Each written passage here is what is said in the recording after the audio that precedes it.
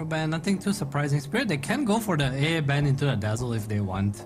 Not sure if they will ban out the A just because they have Beast, obviously something very good. Looking at Warlock for Perivision, I think this PA Warlock is something we see pretty commonly. I also can't imagine Perivision don't anticipate this like Helm coming out, right? Yeah. Maybe we'll see here the return of some like Enchantress kind of hero. Yeah, and but even still in the pool. Yeah, but the thing is, you can't enchant it anymore, brother. That's the change, right? That's true. That's what are you there? What are you talking about? That's what we were. That's the whole point of the change. You can't mess around with that creep anymore.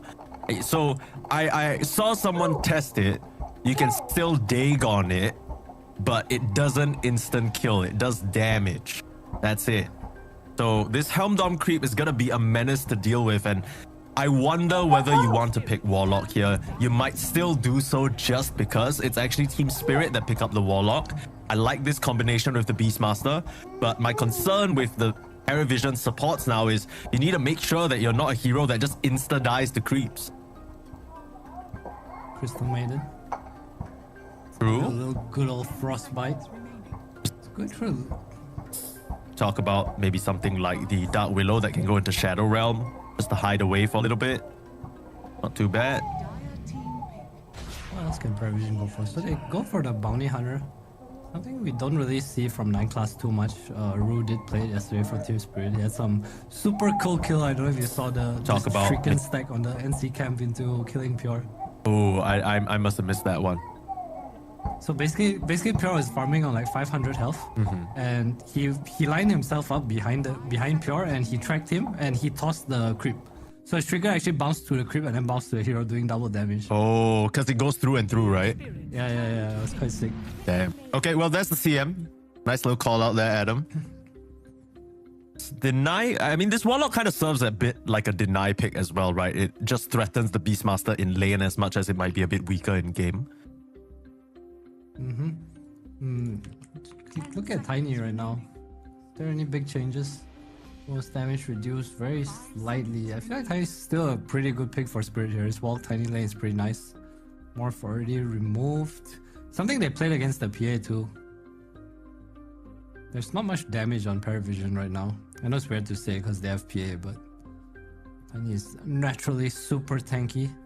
The PA did get touched a little bit. Phantom Strike cast range has just been decreased across the board. So, you know, it can kind of get you almost across the screen, but you need level 4 for that now, and it's not even up. So 1000 cast range base to scaling from 650, 750, 850, 950.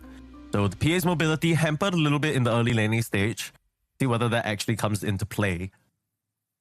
I think it's not too significant because honestly you max Blink Strike on PA anyway, right? Phantom Strike. Sure.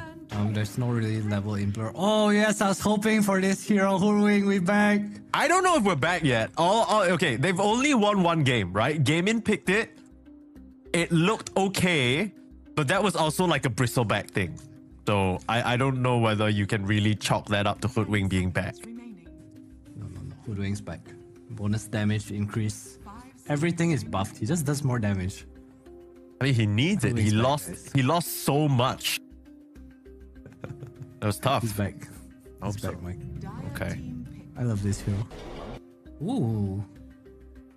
Probably this is the Laurel Monkey King. Bit of a, I want to say, block pick against Perivision. I think I love No One's heroes and the heroes that are probably good against the beast here. The Storm, the Ember. Don't fare the best against Monkey King. Yeah, I wonder what No One's choice will be up against Monkey King. We saw a little bit of a stat there that his main heroes that he's gone for are the Sniper, Pango, and the Puck. Both, I mean, Sniper can do fine in the lane. Just worry that later on in the game, he'll be very easy to collapse upon, especially since you don't really have any saves. Especially since you're playing against Collapse. Ha ha ha ha. Okay, well. Yeah, I don't like the Sniper with their heroes too much. I think it's like for lane and then they're going to just play with like cheap spells from there. But if you look at the team fight from Spirit, it looks very hard to protect this Sniper. It's a cool No One hero. You'll go for a Storm anyway. No Chaos counter pick. It is still a pretty good Storm game, right? You're playing against Beast, Warlock, Hoodwink. No, realistically, no catch. They even banned the Puck, so saying like, okay, if you want to play Monkey mid, we will challenge you. No One does not care. I mean, is it really that much of a counter pick though? Because I do feel like Storm can, maybe that level 4 to 6 period could be a bit tough if Team Spirit bring the numbers to mid. But other than that, no one has proven that he's very, very good at just getting back into the jungle, farming up, and finding his timing anyway.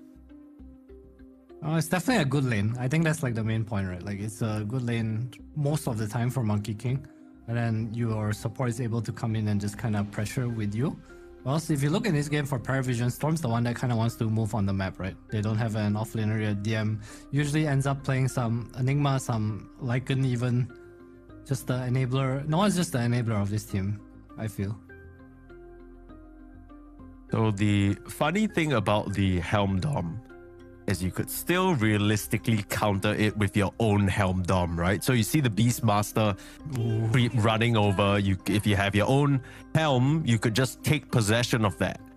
Not sure whether we'll see Paravision try to deal with it that way. They don't presently have a great way of bursting down the Beastmaster. It's gonna have to involve both the Storm and the PA jumping in, and that could lead them to a very tough situation into the Warlock team fight, Wukong's command ring. Alright, Mike, a bit off topic right now, but I need to address this. You remember we had this conversation about does kill shot kill through Shallow Grave? It doesn't anymore, right? Yeah, like we didn't even know if it did or not. No. So the weird thing is I tested it out in demo and it didn't seem to, but maybe I was just executing it wrongly. I was like, I put the Grave on the Dazzle, I wound up the power shot, I shot through, but he would just kind of still stand there. So I was like, what the hell?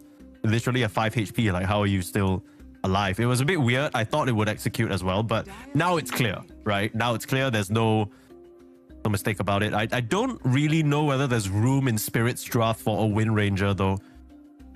Nah, no way. It was a totally out of topic. Drop the stats. Paravision, DM's hero. What's it gonna be? 10 seconds remaining. The tanky boys taken out so far. I also think there's probably a mid Monkey King, even though Paravision doubling down and just want to protect the Storm. I think they understand the pace that can come out of this Monkey Beastmaster right now. Yeah. Like pretty strong silence on Spirit.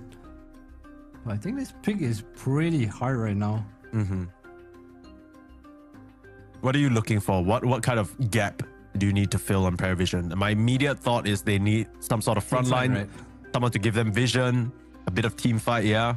Because right now, Paravision's lineup looks so catered to just picking off, right? You're trying to run in with a bounty, set up for the Storm to come in, but then what's next?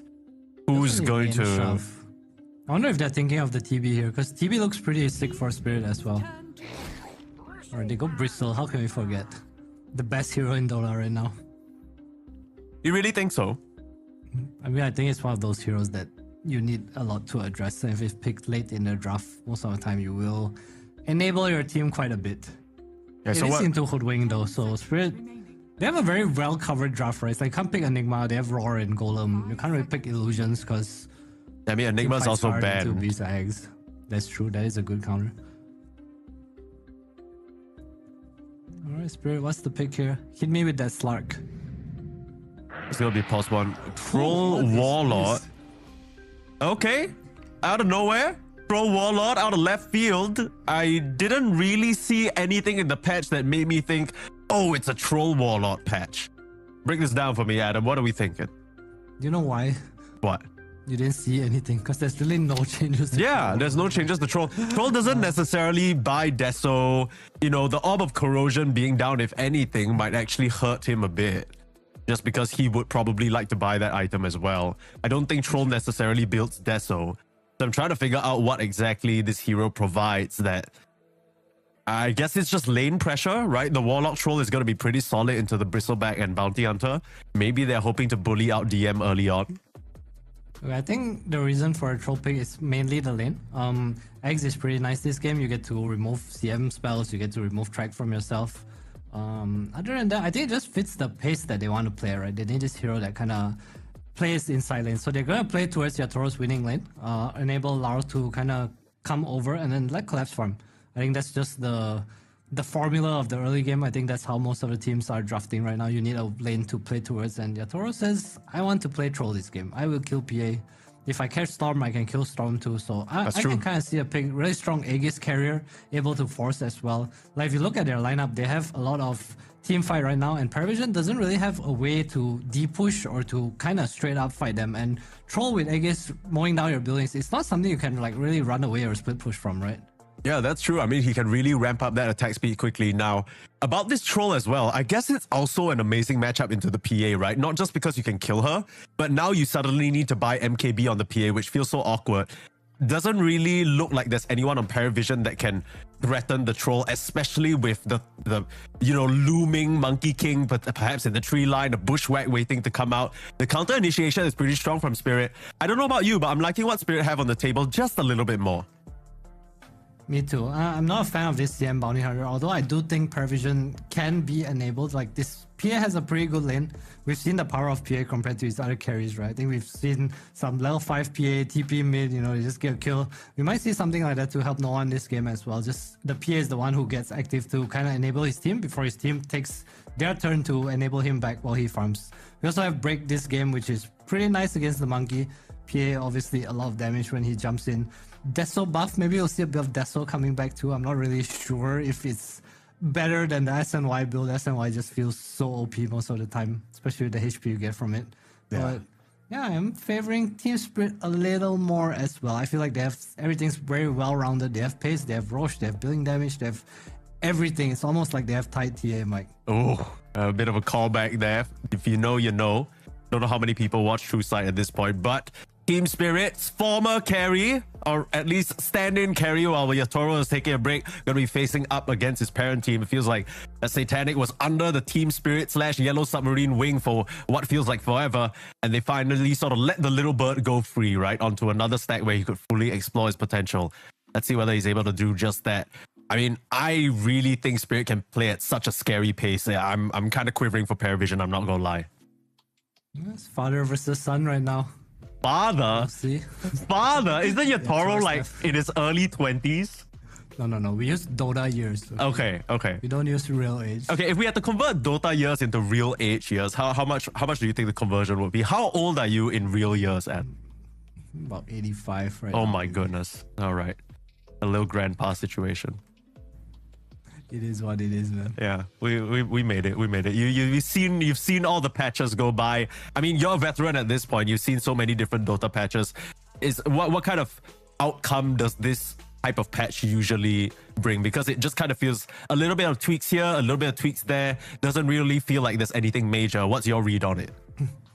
I feel like it's very hard to decipher. I think most of the way most patches, the way they normally work is there's a ripple effect, right? Like you see this Mage Slayer being nerfed, so maybe Lash became stronger, in a way. Sure. Or there are some patches where Pipe becomes more expensive, and then suddenly this Sand King or this Coddle goes up in stocks, just because people don't buy these items anymore. I feel like the previous, or the patch from yesterday, at least Corrosion buyers looked like all the hype. But now without Corrosion, what's the new Corrosion? Do people buy Falcon Blade again? It's now gonna come back, what's the item? Do people go Corrosion anyway? I wanna see what's up, show me pro players. Oh, bless you. Show me what the pro players are doing. What do they think of the patch? Because obviously they are way better than any of us here.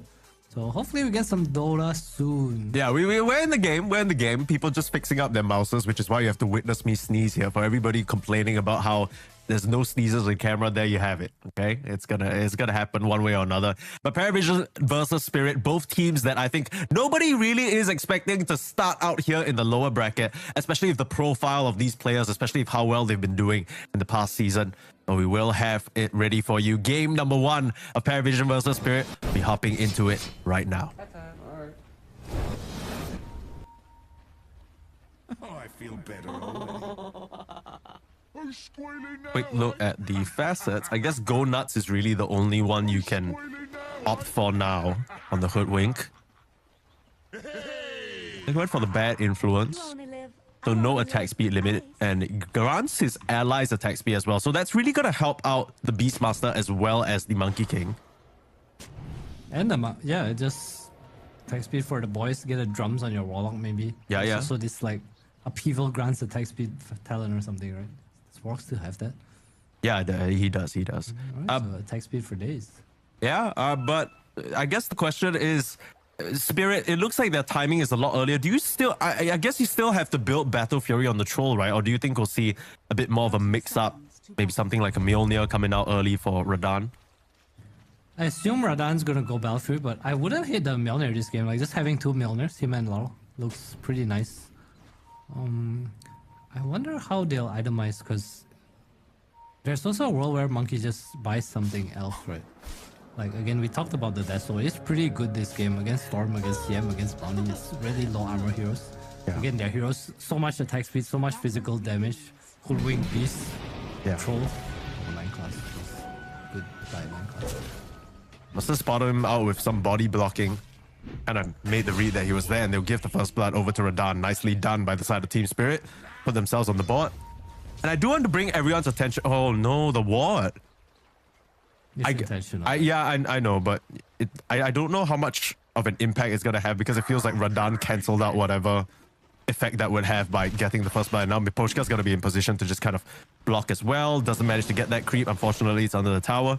But things should even out. Not too bad. Okay, I think the big change on the map, we'll see it once we glance up to the top lane there. It's the hard camp that has been just kind of changed up in terms of terrain, right? We see Collapse taking a bit of an early beating, 9 class. Coming back up here, post-respawn, I guess they just, with that ward delaying the creep wave, think that Bristleback can handle himself and put on some pressure onto the Beastmaster instead. I like this. I think it's important to get Satanic a good start. It's also just Pierre as a hero, once he gets this, let's say, advantage in the first 2 minutes or first 3 waves, his kill threat just goes up exponentially, especially with CM, right? Imagine this level 2 PA with Corrosion versus this beast with like no wave, no CS in the first wave. They also get a pull. 9 class does return back down here though, so just a little start off. You don't like the other Hoodwink facet, Mike? It's not that. It's not that I don't like it. It just kind of feels a bit tacky. You know what I mean? Why wouldn't you want the bonus attack and cast range? Just get that bushwhack from like in the middle of fog or something like that. But you get a faster sharpshooter. It's called the hip shot, man. No, I get it. But if he's just kind of blasting that out to try and break the Bristleback, I'm sure he's just going to wind it up and instantly fire that out anyway. I think the damage is not really a problem for his team. He just wants to break, right? Fine. Yeah. I will accept your argument. Yeah. They're coming at me for no reason. Hip shot, please listen to yourself. What do you mean? You're a hip shot. What does that even mean? I don't know, but it sounded offensive. Yeah, it sounded really rude actually. You need to watch it. Oh my goodness. Started things off contentious. Both these teams very peaceful with each other. You gotta stir some shit yourself, eh? Yeah, where's my Amar? Yeah, true. Spicy all chat. Battle. I will say, yesterday the all chat from Falcons, a lot more tame than usual, and honestly a lot more PMA. A lot more friendly. You know, I feel like because of creep in right? other situations they'd be like smiley facing and like just kind of tipping aggressively. Sorry guys. Nice. Dude, this is who says my bad bug? As if it's my fault that I had a bug. G from Collapse. I like that. It's so funny because Miposhka, without even thinking, said it's okay. They're just wholesome little people, man. Yeah, that's true. I mean, that's kind of the new players patch are things, right? nice. You're probably a lot of new little spaghetti code that Paravision are not used to. Maybe something not quite working like it used to before. They'll be back What though. the bug is. Tell me they'll have this Monkey King tree. You know the Monkey King bug when you watch a replay and there's this huge ass tree on your screen? Yeah, that was fun. I should make that a facet. What's the facet that he's just perpetually a tree, or the tree is like You block ginormous? half your screen. What do you When he say? boundless strikes you, half your screen gets a tree. What? Just can't see. Why the left would side that- of your screen? Why would you? That sounds so broken. That sounds like Mars Arena with Bloodsport. Oh, you only block half. Half a screen? Yeah. I'm so have a glad tree, you're you not need a on the tree. design team for Dota 2. There's nothing but awful suggestions. First hip shot, now this. My Let's goodness. start from somewhere, man. That's true. Well, Paravision. Suggestion. I mean, Spirit and Paravision for both of these teams, they're gonna have to start their journey back to the top right here, right? Like you said, these are teams that you kind of expect to end up in maybe top 3 of the tournament. I still turn around. Ducalis taking a lot of damage from this Hoodwink. Rue will be able to get himself that kill. I'll say Satanic forced to run. Yeah, the Hawk is doing way too much. Oh. Radiant structures. Alright, nicely done. Just a nice turn there. CM a little too weak. So the advantage that Satanic had kind of getting counteracted by the kill from Collapse there. Mid lane. Talk about this Monkey being good against the Storm, but no one just doing a really good job here. Hey, before we talk a bit about the mid lane, I wanted to address the whole Beastmaster, Helm Dom, Helm Overlord conundrum, because I feel like most of the times when we see Beastmasters go for that Helm Dom, they choose the other facet, the Wild Hunt, right? More attack speed for your units around you. Collapse has still gone for the Beast mode, which indicates that he might still go for that Axe build-up. I wonder whether you're still rushing the Axe and just getting the Dom later on, or whether it changes anything, because even before that Helm Dom change, it's not like Beastmaster was a weak hero. You're right. I also feel there's no like necessity for Helm in this game, right? Like PA kind of kills it pretty fast. Bristle doesn't care about Helm very much either. Sure. I definitely can see him just going for the eggs. It gives them more team fight, more skill, especially with Fatal Bonds right in the drum beat. The amount of damage that can come out in a short time, very crazy. And you combo Fatal Bonds with any sort of AoE damage, of which you have quite a bit, right? You got the axes coming through, you know, if you get the Monkey King Wukongs on top of Fatal Bonds, that's going to be really painful stuff for Paravision. 9 class being super annoying, doubling the wave here. But Spirit, that's a catapult double wave that's gonna come in. I wonder if Rue's gonna make a move down here too. Kinda abuse. I guess he can't really leave his Beastmaster. It's a bit too early into the game. Yeah, I also wonder whether they can actually threaten DM, right? Like he's pretty tanky, he can just kind of walk away. Don't really have the best stuns other than the initial bushwhack, and then that's about it. So that has Arcane, so you're probably right. We will just see the Eggs build coming out. Yeah, if it ain't broke, don't fix it, right? That lane is it's a clown fest, man. Yeah, what is happening? Stick charge. Thank you. Stick charge. Stick charge. I can hear his voice as he hits Bristleback. It's like, thank you, I've 20 now. There's not much you can do with it though. Man, we take free stick charges. Oh, did you see that cool little interaction? I'm not sure whether that's how it worked or whether my eyes deceived me, but Radan launched a ranged auto attack on the courier and then switched to melee and it instant killed it. Yeah, people used to do it with Calling Blade to last hit. It was so stupid. Showing us why he picked the Troll Warlord. Yeah, specifically to kill that one courier. Very cool. You never know, man. I've worked with a lot of pro players. You don't understand the reason behind it, but sometimes it's not about knowing the right reasons. Collapse in the top lane, gonna get focused down. Nice rotation there from 9 class. Realistically speaking, he wasn't even needed. It was Ducalis and Satanic with the setup. Looking for the Hoodwink in the tree line now, but scurrying away a bit too quick. Kind of trying to maybe set up for the 7-minute Wisdom Shrines here. Lau will mirror that rotation to the bot lane. It's really just here. You're gonna try and trade. No one's coming top. We're probably just gonna go to their side of the map. I said, but Collapse is TPing, so is Lau. Want to try and contest. Rue is gonna come in. Just kind of put his body there. They now know that 9 class is on the shrine itself. They don't have any form of detection, so it's just gonna be a little bit of a standoff here. The dust is flying out. Alright, it's on its way. 9 class, how long can you wait here? I mean, he's level 2. He has just nowhere kinda more feeding, important to be, right? Like, he's just kind of trying to waste as much time as possible. Gonna now step up. Dust doesn't clip him. Very, very nice timing. A lot of just kind of precious time Lau wastes just being on the side lanes, trying to gank. He does secure double shrine for his team, though, so that's very valuable. Dude, that's so huge. 9 class is level 2. Rue is level 5. You also have Warlock who gets extra levels. This is... Yeah, this is looking bad.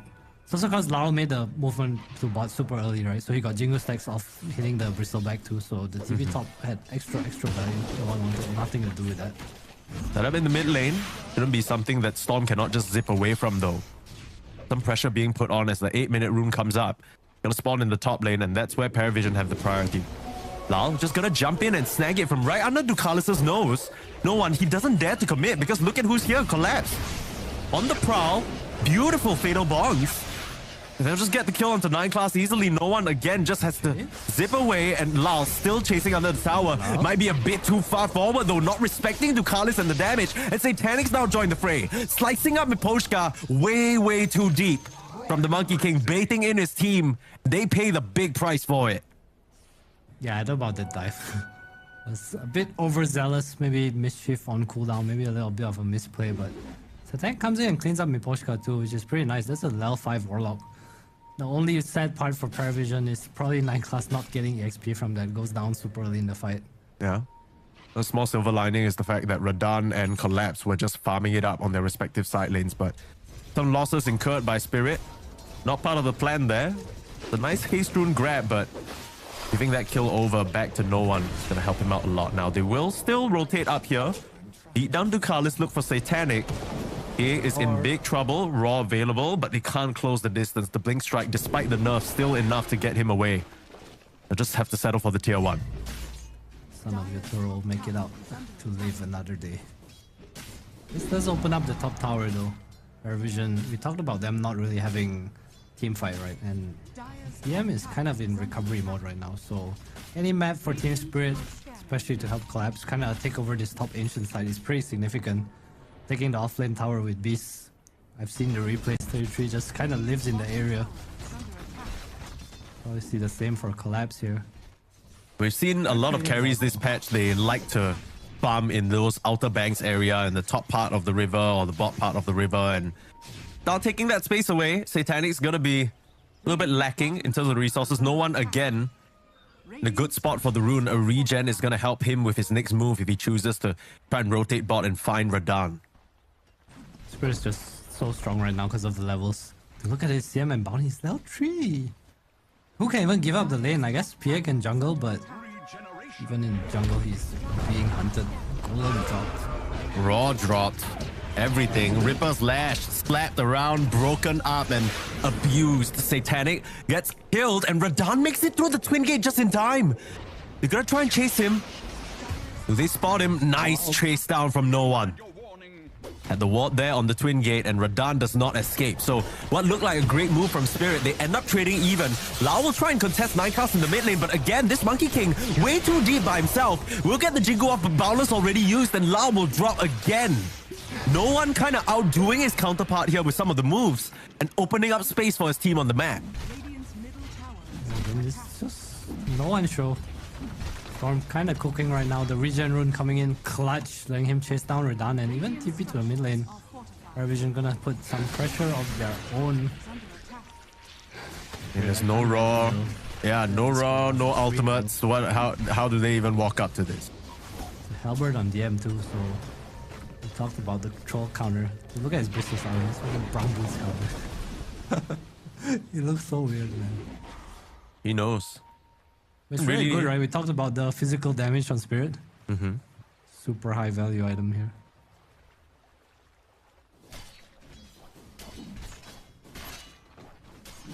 Still is the break in this game so that it's not like DM is completely unkillable, but We need to do a better job of looking at the runes here. I think not allowing this storm to get runes or even getting runes for Lao can be super important. Costa will get the rune. It was at the cost of his life though. It's an easy pickup, last minute one there. Very, very nice. It must have been a Lotus fed to him. No one very low on the mana, but they don't have vision up on that high ground. They don't want to overdive again. So level 3 heal. Level's coming into play again. No one almost gets the kill. Wukong is used, but Team Spirit will be happy to just deny the Storm the rune. I think no one with these runes has been super annoying. Yeah. Deep AD rune on Miposhka. Chunk it into the tower. My goodness, this Warlock is laying in heavy. Unfortunately, can't get the tower though. Very sad. But yeah, it hasn't really changed. Like the slight nerf on Orb of Corrosion hasn't really stopped this Monkey King from still building into it. But he has switched gears a bit. So instead of going for that Mage Slayer, he's now looking at that Diffusal instead. Hot lane. Right, against Bristle and Storm. Onto Miposhka. Poor little Warlock gets spotted out, and that gives 9 class his level 6. So some track kills perhaps on the menu coming up for Paravision. Finally, baby. He is no one's goal source, right? He's the investment fund that no one wants. Yeah. Having such a good game on this Storm now. With track kills, Poshkar and Ru have to be a little bit more careful. They're super susceptible to the Storm kills. Lao even are pretty easy kills for Storm, CM, Bounty. Especially early on in this game.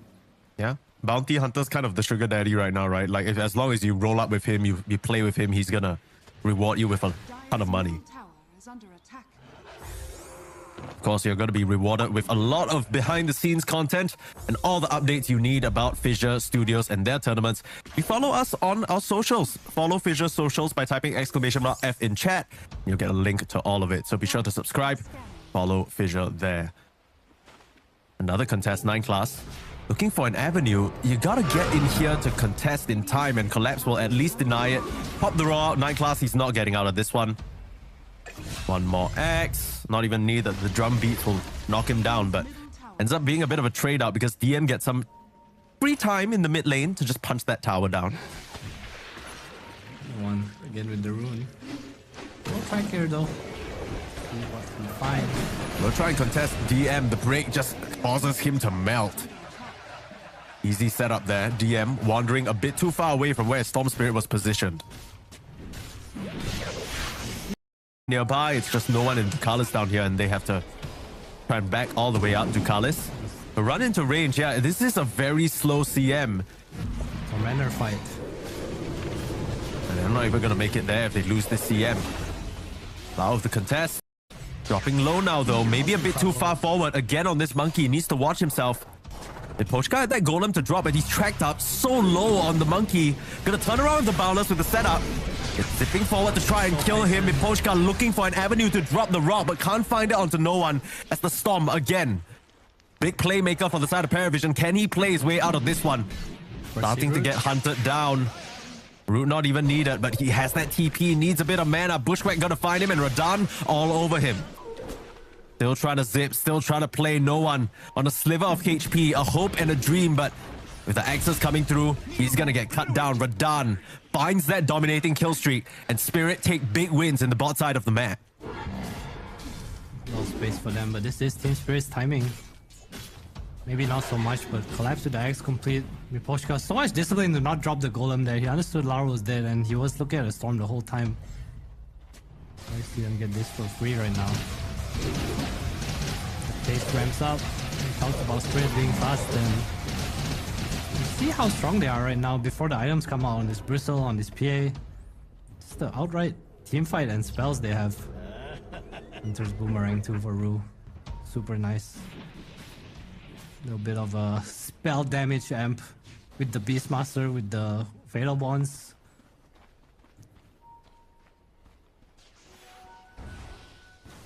Imagine you get that with a Fatal Bonds. You get that on like 2 or 3 heroes. Amp up the spell damage. In comes a bunch of axes.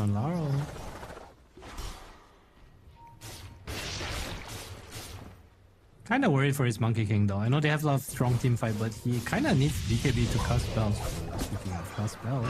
Nice little tree cut there from Satanic. Very cute play, but it might not bail him out of this sticky situation. Link striking away.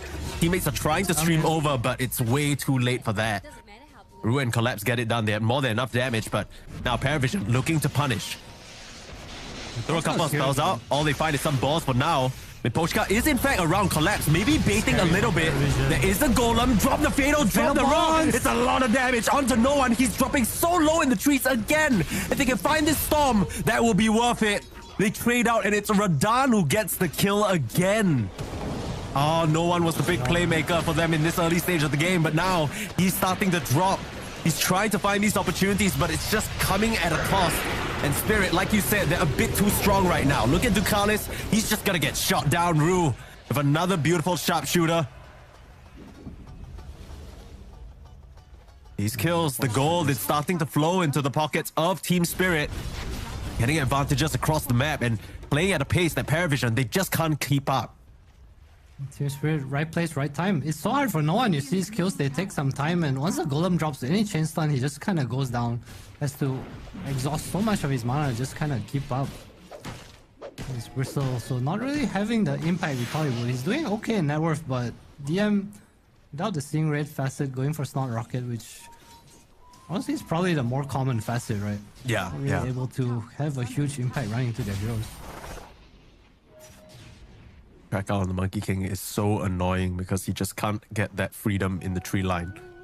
Always scared about the storm just zipping through and cutting you down, but hasn't really been the case so far. A couple of overextensions in the early game from Lal, but still has led to Spirit being at a 5k gold lead. A very good position with most of their items. You gotta imagine that Spirit will be looking for a small team fight win, maybe 1 or 2 major pickoffs, and just head on into that Roche. Spirit, they're kind of grouping for mid tower now. Collapse has his first dagger. He absolutely knows. Reads 9 class like a book. Free tower. It'd just be a free Roche. 28 seconds without your bounty, but Team Spirit, you gotta head on over there. And that's just the thought process playing against 9 class, right? It's like, where is the most annoying place he can be? Oh, right here, Dust. It's worked out for them twice now, even in that level 1 sort of situation where he was right next to them trying to contest that bounty. No one's gonna go for a steal. It's super hard though. What the hell? I thought Roshan respawned Yeah. with the scam. Yeah, this caught me off guard a little bit here at Fissure Universe Episode 4. Watching the official stream from Fissure Studios. They have a pretty nice observer here. They know some heroes are on the high ground. Who's hunting? This Roche is bugging me out, man. Like the fact that he's just gotta... I keep thinking he's gonna randomly toss Miposhka, like, aside. Another rune denied. Prevision, they wanna use their timing though. BKB on Satanic, Arcane Rune on no one. They can take a good fight here if they find the right target. Maybe Laurel or even Miposhka. I feel like Miposhka is probably the biggest kill they can find. I mean, Miposhka needs to die. So far, these Fatal Bonds and the Golems, they've just been such high impact. Feels like Paravision's draft not very forgiving. They need to try and jump in, burst the hero, but if they aren't able to do so before that Golem comes out, can be very painful. Speaking of pain, broken up in the mid lane. Again, DM is just an easy kill for Team Spirit to pick up. Goes on the wave and gets punished for it. Yeah, he kind of had to, but it's just Bristle into Hoodwing, right? We know. Oh my god, again. That was so close. Bristle into Hoodwing, the break. Laurel with the Jingle does not care about the kill spray damage. Collapse has his own lifesteal from the eggs. And Team Spirit, they're looking super dominant right now.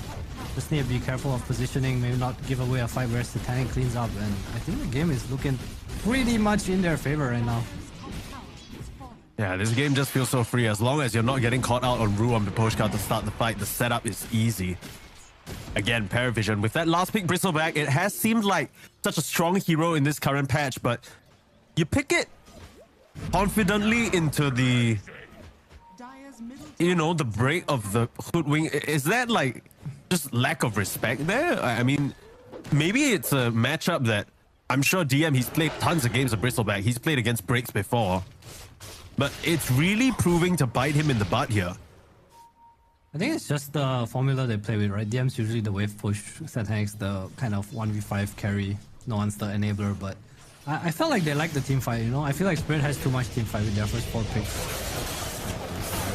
Yeah, the Atos from Rue has been such high value. He's been getting himself involved in so many of the kills and a lot of net worth on this Hoodwink. Atos complete as well as the Glimmer. 7-0 and 7 scoreline. Hoodwink, we back? Hoodwink, we back. Hip shot for what? Yeah, hip shot for what indeed?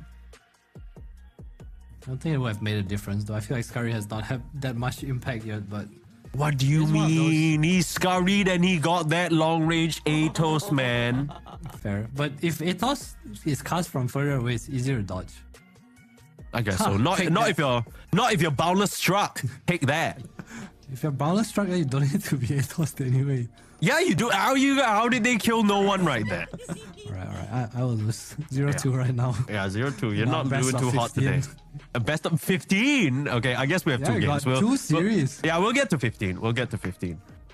A full day, by the way, in case you guys missed it. This is not the only series happening today. We got Spirit Paravision, lower bracket.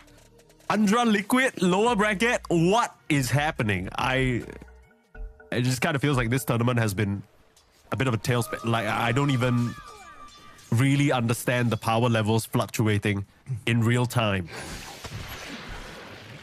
All right. Let me go back to my point about his bristleback, right? I feel like it fits in their formula of Prevision where they want to farm, but I feel like they like team fight. You know, when you ask me what they want to pick, I think even from Spirit's band, they removed like Centaur and Brew, right?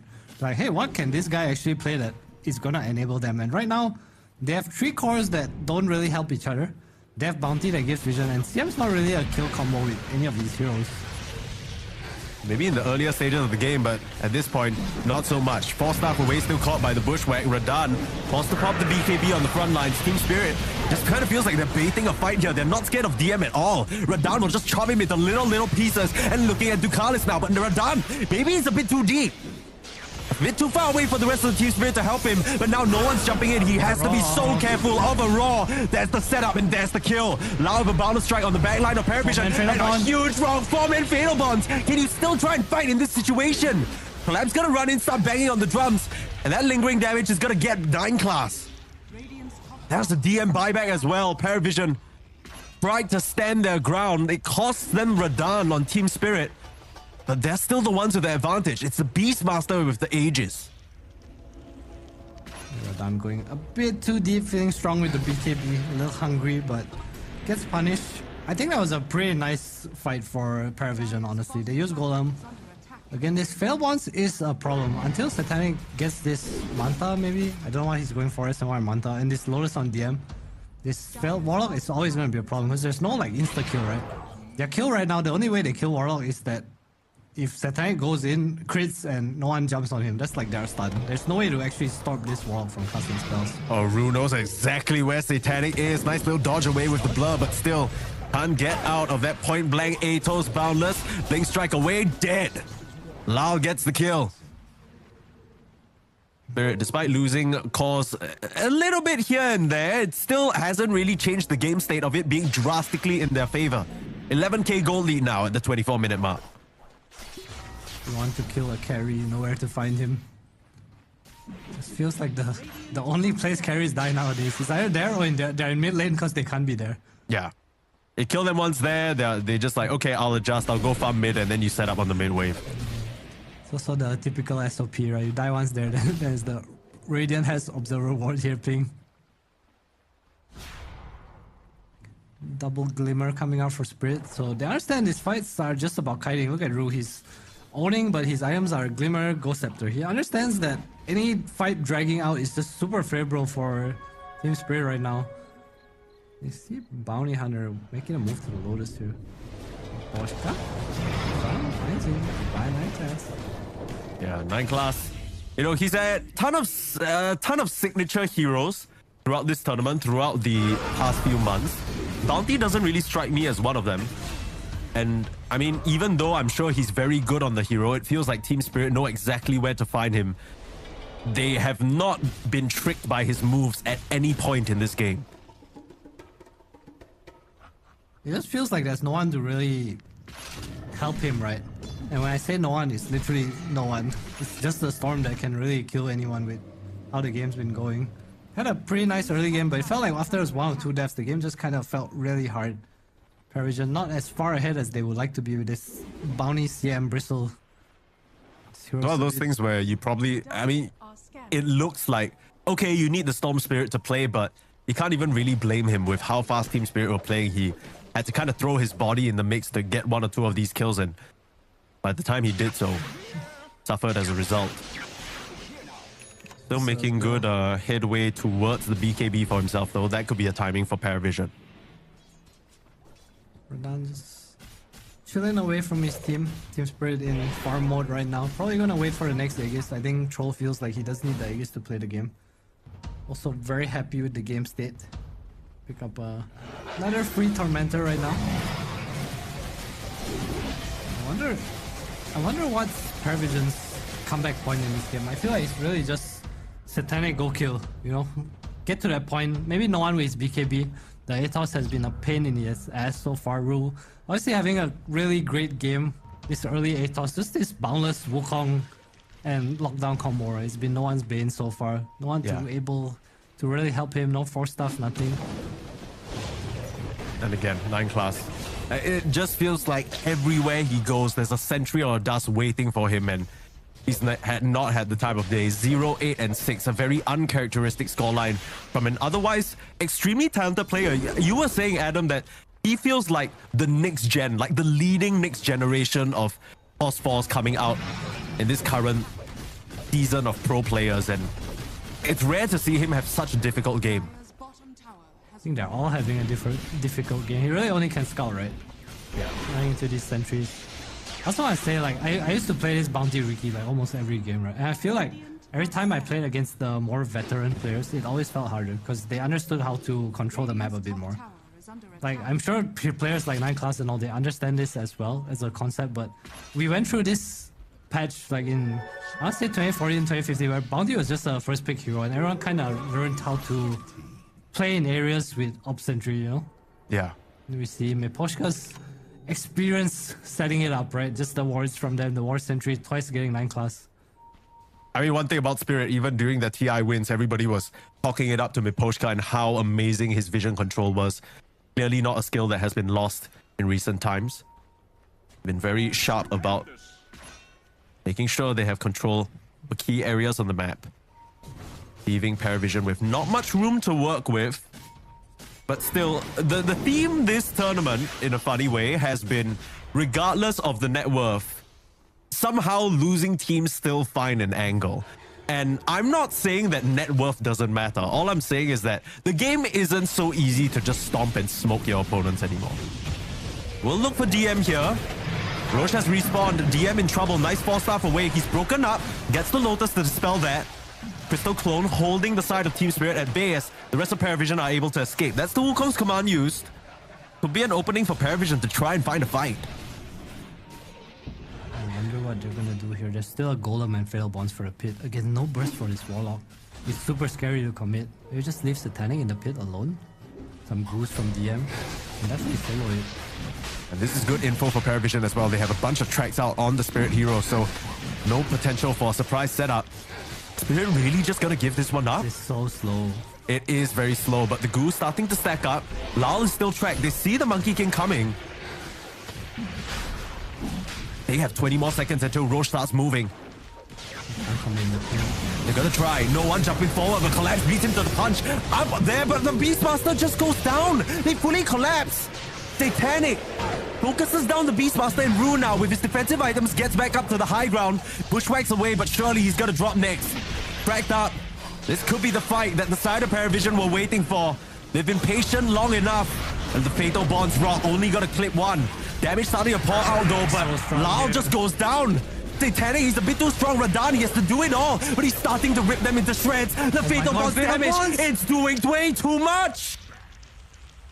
Oh my god, Team Spirit. Pulling a rabbit out of a hat there. It looks so good for Paravision, right? It's the start onto Collapse, not getting off the Roar, not getting off the BKB, dies. I told you the only way Paravision will fight is Satanic go kill, and you can't just murder Collapse to start it off. Satanic's reaching that point.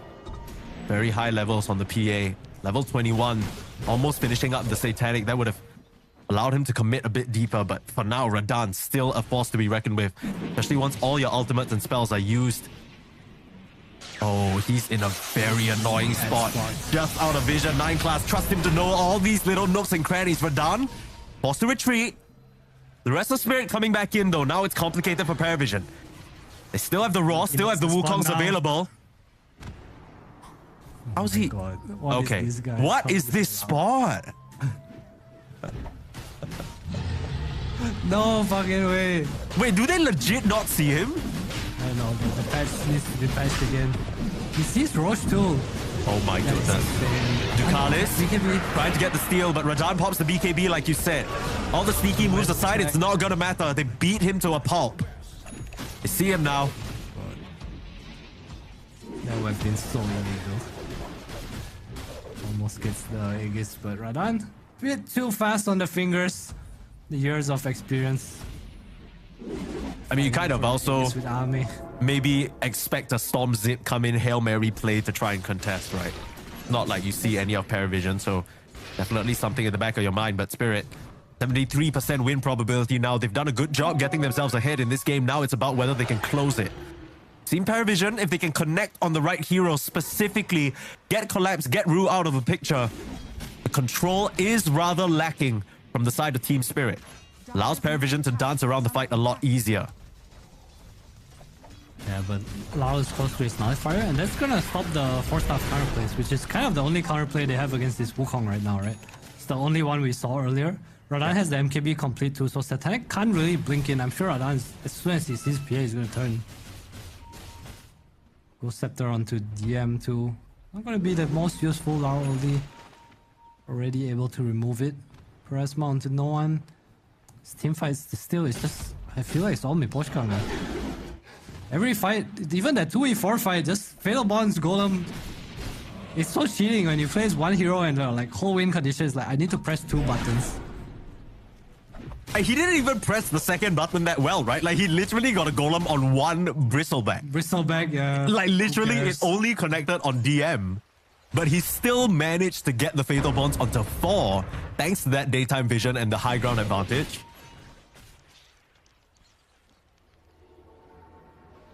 Spirit, what do they want to do here? It's still quite a bit until, you know, this Aegis expires, so they're biding their time, maybe waiting to regroup, fix up some of these lanes. Just hunting a little. Looks like they still want to get more items. They understand that they're ahead, but they're not like brain dead, we're gonna win level. You be careful of positioning, especially on Miposhka, right? He's just the most important hero. Start out here. Rue tries to get a setup, but Lao, he was the one setting up on the mid lane. Satanic gets found! Satanic needs to get out! BKB pop trying to blur! Gets the Blink Strike away onto DM, but Radan, hot on his heels, doesn't want to give this one up.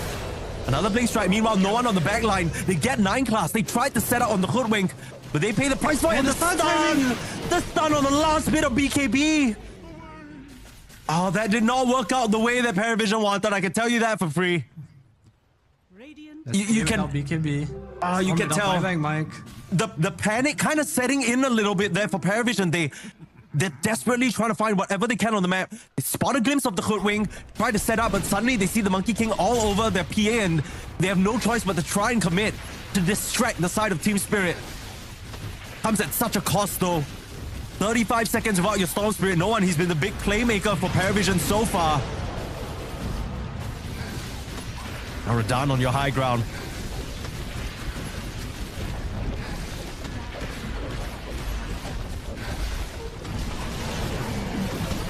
Just turn around on 9 class. Hey, how dare you show yourself? Such an easy kill. And more seconds until the storm is up. They have to respect the zip from the fountain, but an easy tower to get with the troll beating on your doorstep. Adam, you talked about this. You can't just ignore Radan, and he is scaling up big time. Team Spirit feeling giga strong right now. These fights again, they're just too easy, it feels like. You see Satanic there, once Radan got on top of him, he just had to run. This is your 4-slot PA, he has Nightfire queued up. But there's just so much control. Even if he pops BKB, there's Golem, there's Roar. Where's the damage supposed to come in from? It's definitely not coming from DM. No one's trying his best, but these items on the supports, the net worth on both Rue and Warlock, the Glimmers, the Ghost Scepters, how do you really stick onto them? It's so hard, man. Look at Miposhka's items. Solar Crest, Blades, and Glimmer. He's full on aura man right now. He knows exactly what he needs to do as long as he can survive to drop that rock and the Fatal Bonds. Even if it's onto 2 cores, it's gonna be very meaningful. And it feels like Team Spirit. No. They are. It almost feels like cheating a little bit with this Warlock. Paravision, they only have one opportunity in these fights, the initial jump. And if they can't make that work, they just slowly but surely fall apart.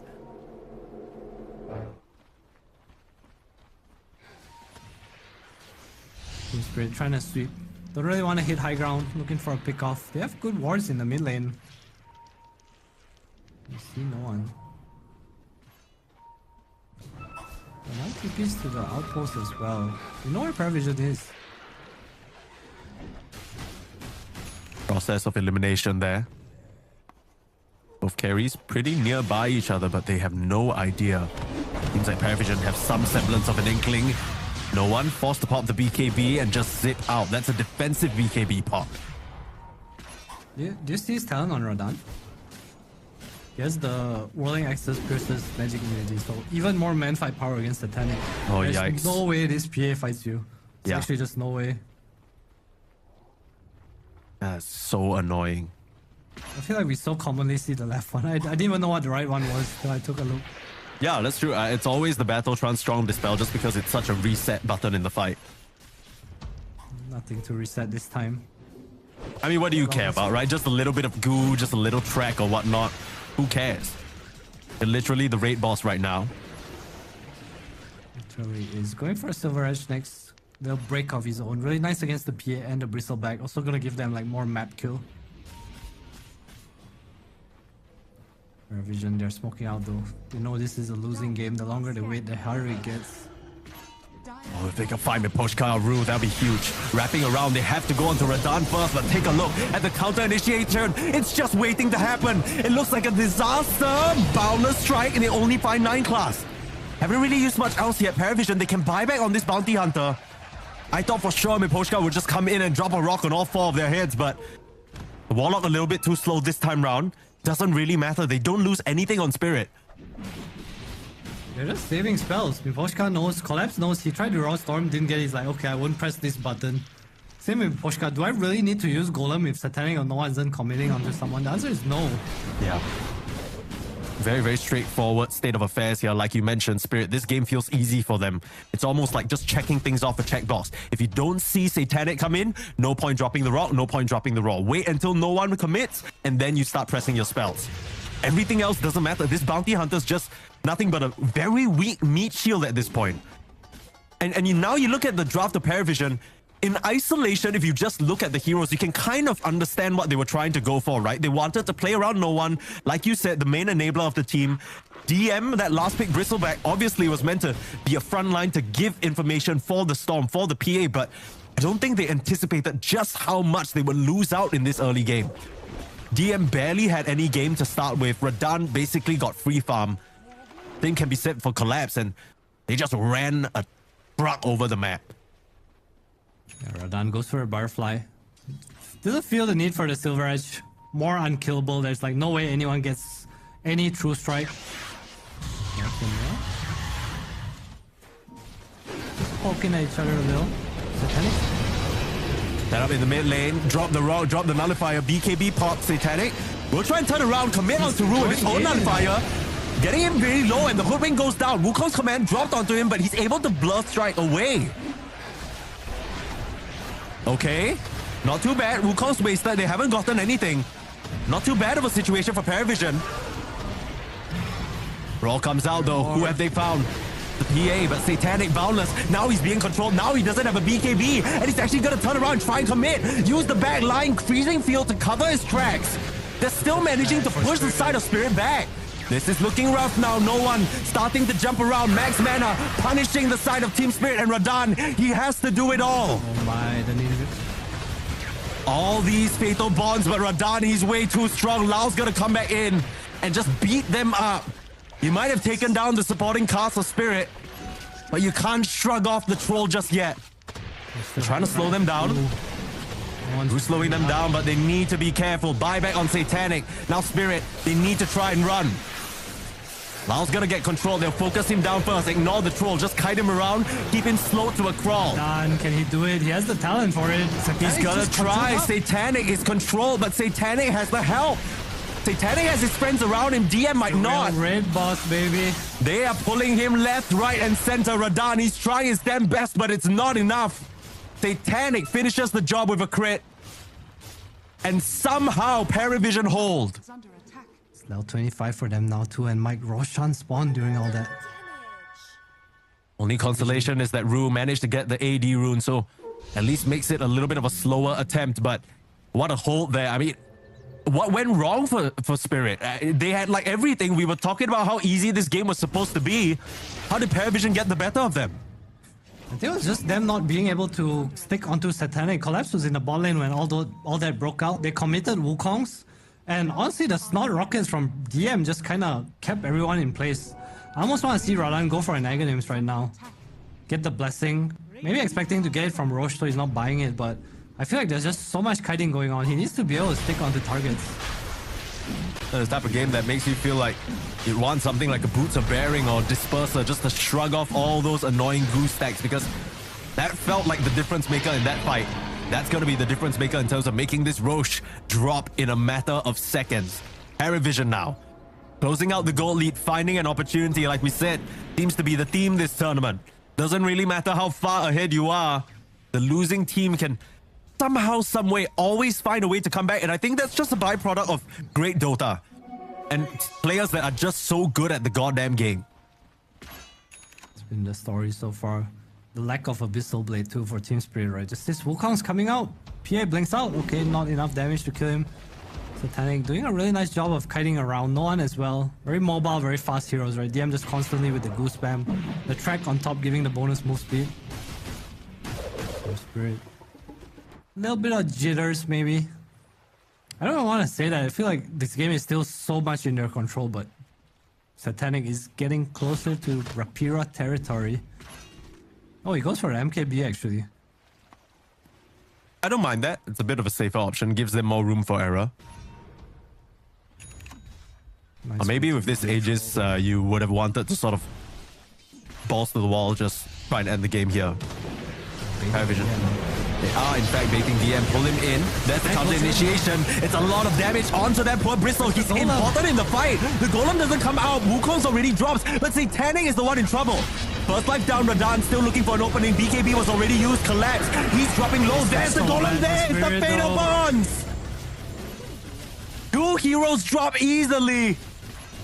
And Miposhka, he was just biding his time. Now Satanic has to retreat. Miposhka has been such a big factor in these fights. You get collapse and you get loud, but you need to find this Warlock. He's just sentencing you to death every time the Fatal Bonds comes out. This Spunky, he needs a Lincolns or something. I thought Miposhka was going to protect him for sure. He needed to drop the Wukongs for the armor. Pia just shredding through him. Has the shard now too. It's going to be even easier next time, but I feel like this Wukong is so much of Spirit's damage too. Relying on Radan to do it all is so scary. You see how he gets kited eventually. Radan? Nice game. Running up 50, into... 50. DM smoked out. Okay. Well, they're just going to walk past each other. I mean, I guess that's where the facet for the Monkey King comes into play, right? Because he died at the start of that fight. But Wukongs were still persisting and doing quite a bit of damage to the members of Paravision just because of the Wukong's faithful. They don't care that he died. They're still going to try and avenge him. Arise. Arise. I feel like, man, this game is so even right now. It's all about the crits from Satanic, right? Like, can he kill Laurel? Can he kill Collapse? Not too many defensive items, right? I talked about how hard it is to kill Miposhka and Rook, who are not dying because of their iron build, but Collapse and Laurel go down pretty damn fast. DM going for the AC too, gonna make things even easier. Crazy how fast these things change. Just 2-3 minutes ago, we were, despite some of those fight losses, still pretty convinced that Spirit were the ones in the driver's seat. 11k gold lead on paper, you would think that that's the case, but the tides are starting to turn here. Paravision finding their openings. Not as easy to keep them locked down in place as it was before. One Golem, one Bushwhack, it's not enough. Radan even maybe regretting this Butterfly a little right now.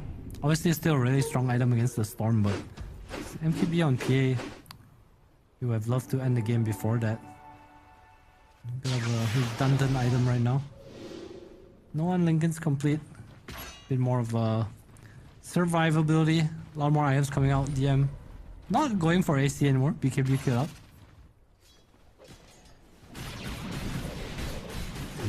What's next on the menu for them? Tormentor maybe?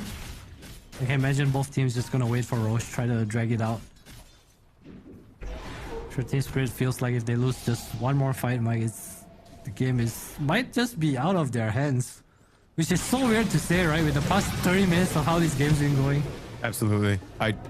I can't honestly believe that we've gotten to this point, but with the trajectory of how this tournament has gone, this feels like every single game. Every single game has been this situation where it's fiercely contested and both teams don't back down and never give up. Carlos though. Getting found out. This should be a freebie. We're still clone. Forced up to the high ground. Nice little plays there. Trying to dance around. Surely will still be killed off. Managing to TP home. Wow. Okay. Not a free kill then. Nice plays there from the Crystal Maiden. Alright, so next timing for Team Spirit is this Hexus Wink coming up with his own as well as Collapse. So just more lockdown. I think feeling that Storm is pretty hard to roar. No one been doing a really good job of just dodging left and right. Collapse almost has his. It's going to be flying out. Trying to get 25 as well. 2.5 minutes till Roche starts to spawn. Both teams being super safe. How much more can Radan or Lal really scale in this game? Okay, Collapse as well. He's basically 6 slotted at this point. The Hex freshly picked up. That could catch someone on Paravision by surprise. Honestly, the answer is a lot. You know, you can eat eggs on both their heroes. Fair, okay. I think also another big thing that can come out is not only this Hex on Rue, but I think if Miposhka gets a refresher, that's a double BKB control, right? I think that'll be super significant. We've seen the value of just one rock from him. I think having 2 is going to be pretty fight-changing.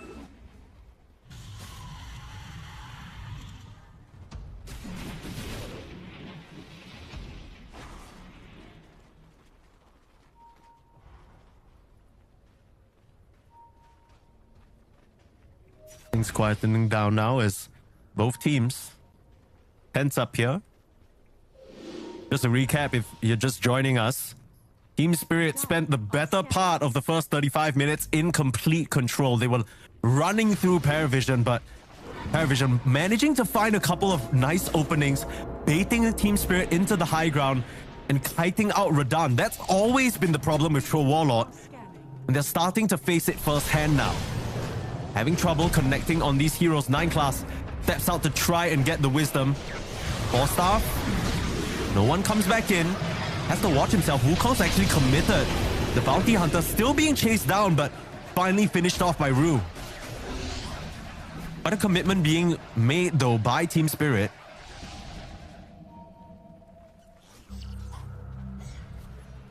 Just growing the network fleet. Finally, it feels like one clean kill for our Team Spirit, right? Every fight has been so back and forth. They want more though. DM might run under a ward. So what's the plan here for Team Spirit? What do they need to do to decisively win a fight? The plans come in. Okay, well, if they can focus down Satanic, that'll be a good start. Blinks over to Lao. He's trying to go in and commit for Collapse, but Collapse might be able to turn around and punish him instead. They don't even need the roam from the PA. He's gone. He has the buyback. DM has one as well, but no one. Just dancing around. He knows that this fight is lost. They can't continue the engagement in this area. Lao's gonna jump forward, look for more. Try and force out some buybacks. And most of 4v5 situation. Ultimate's already used though. Radan, you can't afford to TP in here on the DM. No PA. How can you touch me, guys? Raw out onto DM. This could be a dieback. Satanic, he has to come back in, but he's far too late. Paravision letting it slip a little bit. Satanic's gonna try and blink in, try and finish off Loud. No one. Guys teaming in. No mana on Storm. They will beat up the Monkey King, but the Wukong's command the Golems just beating all of them up. GG is called. It's Paravision. They try their damn best there to hang on, but it's not gonna be enough. Spirit just out-muscle them. He smiles on most of them. They knew this game was closer than it needed to be, right? It felt so clean. This game is like, oh, it's so easy, guys. And then they take this one fight. Suddenly his PA has 2 more items. So his Storm is so strong, but Team Spirit just team fight prowess, and honestly, just the Warlock, right? I feel like so much of it is just the Warlock. Yeah, I just wonder what exactly the idea was to play against the Warlock. I'm trying to break down the Bristleback pick, right? It felt like it could do fine in the lane. It's not too concerned about the Warlock troll. It can survive. But I feel like DM, there were 1 or 2 fights where he was doing well, gooing everybody up. But it's just so difficult. It felt like 9 class and DM just didn't really have the usual games that you expect out of them. That was a pretty hard lane. No real way to come back into a game. Again, you're playing from behind into this team fight and kind of pace lineup, right? This Beast had a eggs at 15 minutes. We see the Tormentor for once not being contested just because they can't fight into Golem, they can't fight into this Wukong ring with Roar. They just didn't have the item timings, which is what their draft was designed to do, right? It's like do okay in lanes and then no one's gonna play. We're gonna give vision with Bounty Hunter. DM's gonna be a nice front line. He's gonna push waves for us and Satanic will carry us eventually. But Team Spirit just seemed to have a easier to execute strategy, I wanna say. Yeah, this Hoodwink definitely showing that it's a hero that's very strong. Collapse and Rue able to just manhandle that top lane, leaving Ducalis with very little to work with on the CM. Flowers with flowers are due though, I gotta say.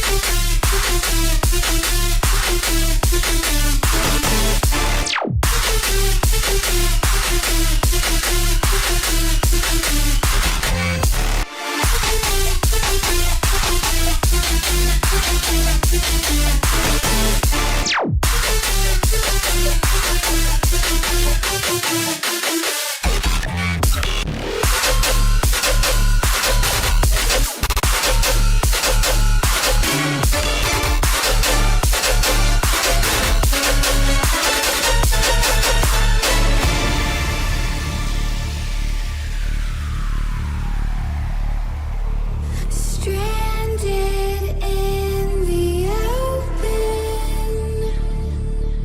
dried out tears of sorrow, lacking on emotion